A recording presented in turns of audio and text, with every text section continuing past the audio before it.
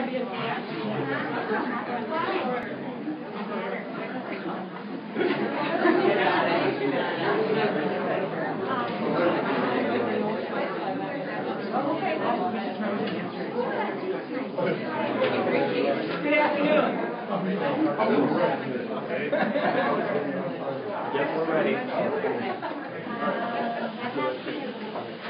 afternoon.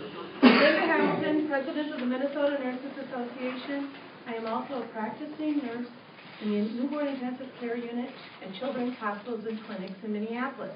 And I'm proud to be here representing 20,000 nurses, and nurses are here with us today all over the state. And I would like to thank them and thank everyone for this opportunity to talk to you about an issue that is absolutely probably one of the most important issues as nurses we face each and every shift we work. That's how many patients with what needs will I need to do today. As you all know, back in 2010, we had a contract campaign that got very heated and ended up in a one-day strike over staffing. We felt when we go to work each and every day, we were unable to do the job. That job is taking care of you, the patients, your families, and those all over the state. In some cases, people in their homes. Nurses are everywhere, and everywhere we face this problem. Staffing is something that, in order to end that contract, we had a promise from our employers that they would sit at the table with us and we would have an agreement. We would come to consensus and we would be able to have assignments that nurses could actually get the work done. And that work is really, really important.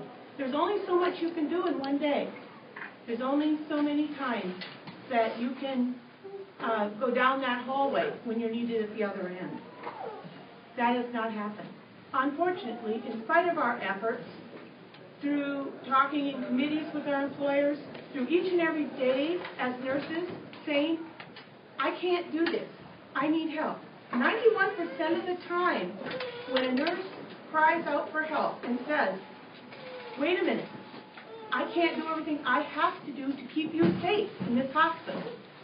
When that happens, 91% of the time, that help is not available.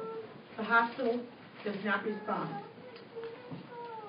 That's very scary, and it's especially scary for you as citizens of Minnesota.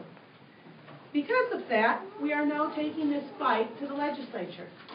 We've been absolutely clear that this fight is not going to end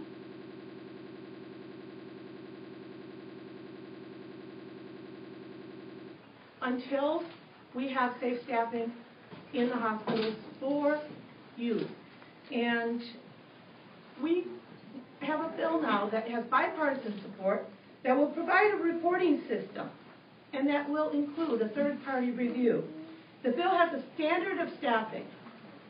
There will be a standard of practice that will be held, and everybody will be accountable to that practice of how many nurses we have and how many patients we have to care for. This bill is designed to keep patients healthier and ultimately will reduce the cost in our healthcare systems. Right now we are paying for healthcare at its highest level. We have patients that are in the ICU longer, who end up sicker, who end up with reportable illnesses that are totally due to lack of nursing care. Nurses did not have time to care for them.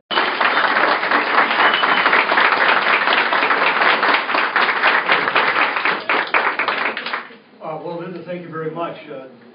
I think this is the second time the nurses have actually honored me with carrying some of their legislation. I carried their mandatory overtime bill, and we were very successful. But this,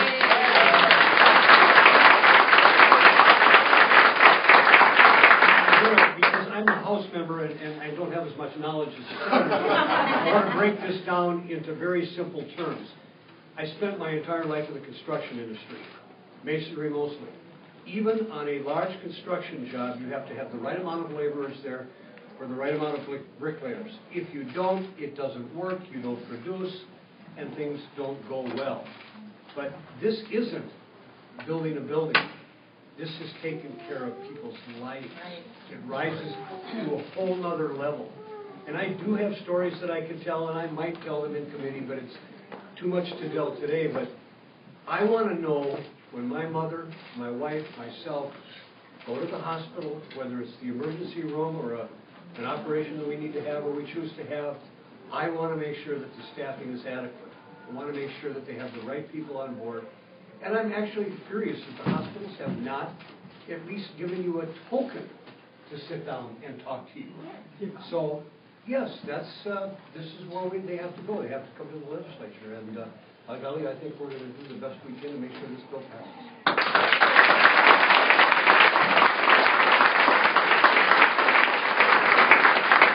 Jeff Hayden, Senate District 61.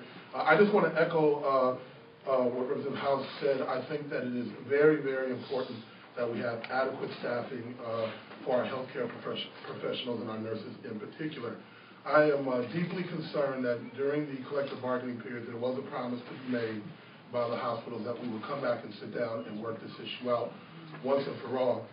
And as I talk to people on both sides of this, the one thing I said is that you know, I think we need to be sure that staffing is adequate, and then when you leave it to us, we're going to make sure that we always do the right thing. It isn't kind of what the legislature likes to do, is to get in the middle of this fight, but in this particular case, I think it's a necessary evil that we have to do. So we will push forward, we will ask for hearings, and we will work bipartisanly in making sure that Minnesotans are safe when they go to their healthcare facilities, hospitals in particular.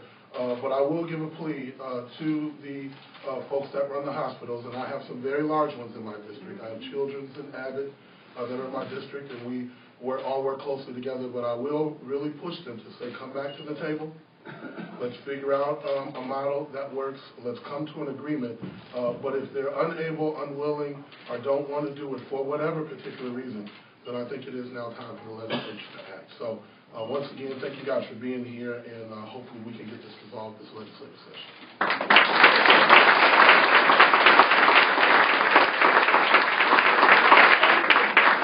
And I know that they will work real hard, and believe me, the nurses will, and I hope the citizens of Minnesota will stand up as well and will say when they're in the hospital, I want the care that I deserve and I need. Now, would you like any questions? Yeah, has the bill been introduced yet? It has been dropped, correct? I think so. I didn't see I it. think in a lot of stuff, Thursday. If it's not, it will be today. It'll be Thursday. Yeah, we're working to get more offices. Yeah, and I know we do not have a number yet at this time. No, not yet. Okay, and I wanted to ask Representative Howes, have you talked to any of the committee chairs about whether they're willing to hear this bill this session? Well, Abler is on the bill with me. I believe it will go to Gottwald's committee. I've spoken to Representative Gottwald, but only briefly passing in the hallway. I haven't had a chance to talk to the members, but I plan on working pretty hard and getting the support I need. Okay, Senator Hayden, what about? Yeah, I haven't talked to Senator Hand yet about the bill, so I'm not absolutely sure if it's going to get heard. It's been a little slow motion in our committee, so we have plenty of time. And this is an issue that I think is worthy of us having a conversation, so I plan to talk to Senator Hand and see if we can't get a hearing. I haven't had a hearing on the bill yet this year, so I'm really hoping we can get one on this particular bill. And just on the timing of it, is it, I mean, I guess it could have been introduced a month ago and you'd have more time to get it through. Is there a reason that you're introducing it now? Well, things tend to happen at the last minute around here anyways, and so we haven't gone past our deadline, so we think now's the time. I do think, though, as I said in my comments, that we wanted to give the hospitals every opportunity to come back to the table and sit down and work this issue out. That doesn't feel like that's going to happen, so now's the time for a bill. Okay. And then I had another question for Linda. Is there still a chance, I mean, are you actively trying to negotiate with the hospitals still, or at this point you're kind of waiting for them to? Absolutely. We all are working with our management, or trying to work with them. through committee structures within the hospital, and a number of us here are charge nurses. We deal with this problem every 8 hours, and sometimes more frequently than that. We don't have the staff to care for that admit that's down in the emergency room. We're trying to figure that all out, and we haven't really had an ear. They really haven't been listening at this point. And that's why we feel compelled to go legislative, and hopefully, best thing we could say is that this will wake them up, and tomorrow we will be really having fruitful conversations. And have you guys talked to Governor Dayton's office at all? Is he supportive of your efforts? We have talked to them. I'm talking to him at noon tomorrow. Go ahead, Linda. Were you going to add something, Linda, about the governor? No, well, Governor Dayton wants to picket line with us last. Yeah, he was at the picket line with us, that's for sure. And he's had a picket sign, somebody can help me, it said, doctors are important, but nurses are essential. So I think he's going to be with us. I feel pretty confident on that. And if the legislation doesn't have a chance to go as far as it needs to go this year, I mean, is the next place that this could come up in contract negotiations, or what? Can you tell me about the contract negotiations, when that would be? And our contracts expire in 2013, and you can bet that the staffing and our ability to provide care and advocacy for our patients will be the most important issue that we talk about. It's imperative. We hope that, like I said, the best thing that could happen is that we would sit down to the tables tomorrow in each and every facility and work out solutions. Or we get a legislative solution.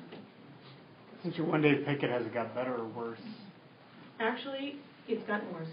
Also.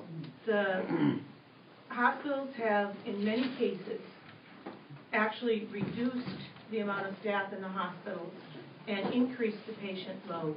At the same time, the patients in the hospitals are even sicker than they were a year ago. And so we're taking care of more patients that are sicker with more equipment. There's new therapies each and every day that we're dealing with. Truly, our job has gotten more complicated, and our patients have become more acute, and our staffing, or the amount of nurses we have to care for them, has decreased. What's the ratio on a daily basis of nurse-to-patient ratio? In the newborn ICU that I work in, it's generally, I take care of 2 patients, about average. Sometimes a patient is ill enough that there'll be 1 patient to 1 nurse. Then we get some admits, and all of a sudden they assume that the patient isn't quite as sick an hour later, and now you have another patient. Even though, of course, nothing has changed in that patient's care. But they had no way, we have no vehicles in order to get staff in or to have right staffing. We're working without the adequate staffing in any shift. And when you do say you need more help or more staffing, what's the response from the hospital then? We have had a number of responses, and 9% of the time, they manage to call somebody in or to work the problem out in some satisfactory manner. I'm proud of them when that happens, when we can solve the problem that way. But 91% of the time, nothing happens. We are told to make do. We are told, well, we can't just manufacture nurses. Well, they just laid off nurses. They are hiring freeze in some institutions where all kinds of excuses come to us, but those are not adequate for that child I'm caring for. Because I have a duty to that child. Even if another child comes in, I have that same duty. My duty hasn't changed. But yet now I have twice as much work. And I can't give the care that I could have an hour ago or when I came onto the ship. Or in some cases, we started the ship without adequate staff. Anyone else up there want to give a first-hand account of what a day is like for you guys? I'm Naomi English. I work at United Hospital here in St. Paul, and I'm a critical care resource nurse. So I support the emergency department, the recovery room, and the cardiac cath lab. And I do a lot of transporting.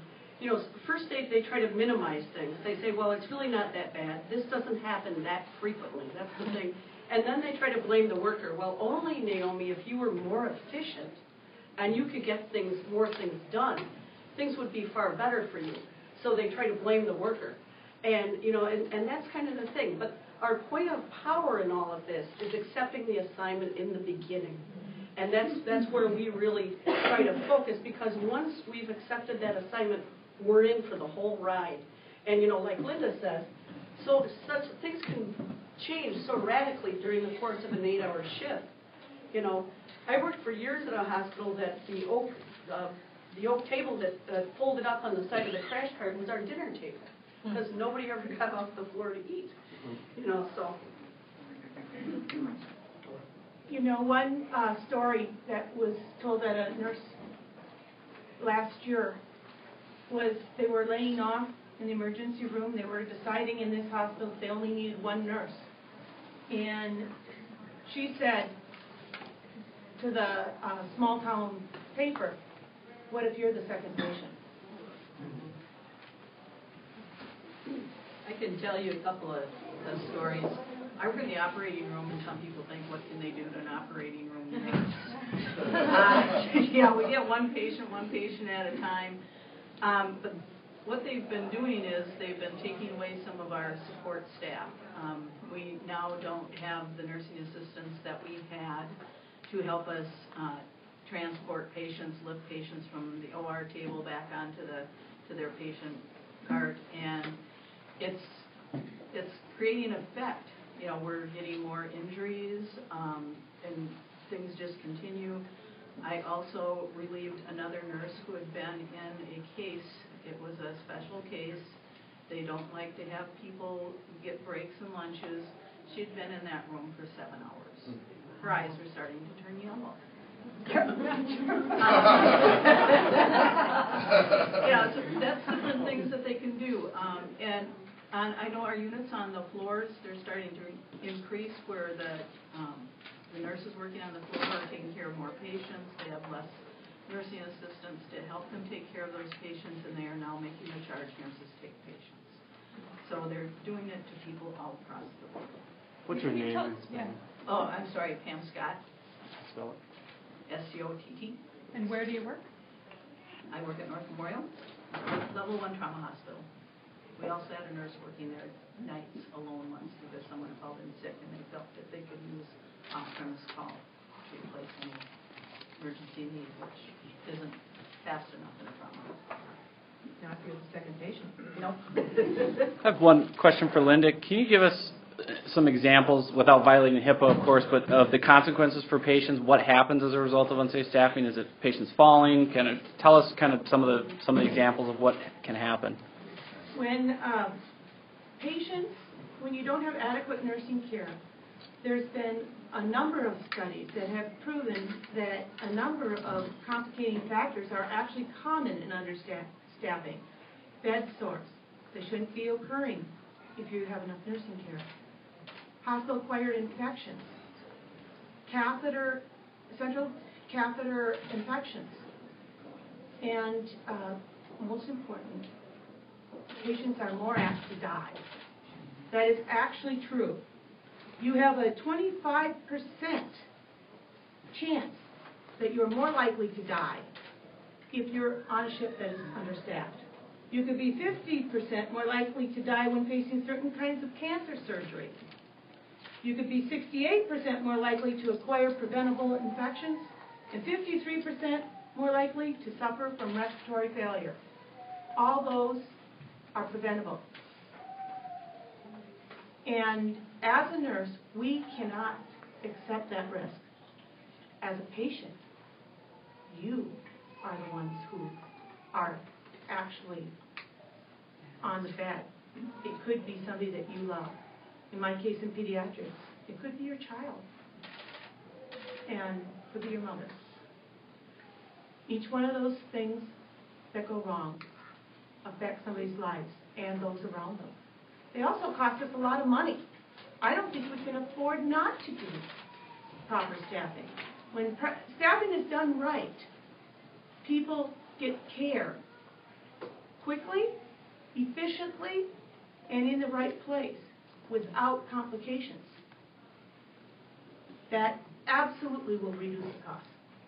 I'm 100% sure of that. Thanks, everyone. Thank you. Thanks.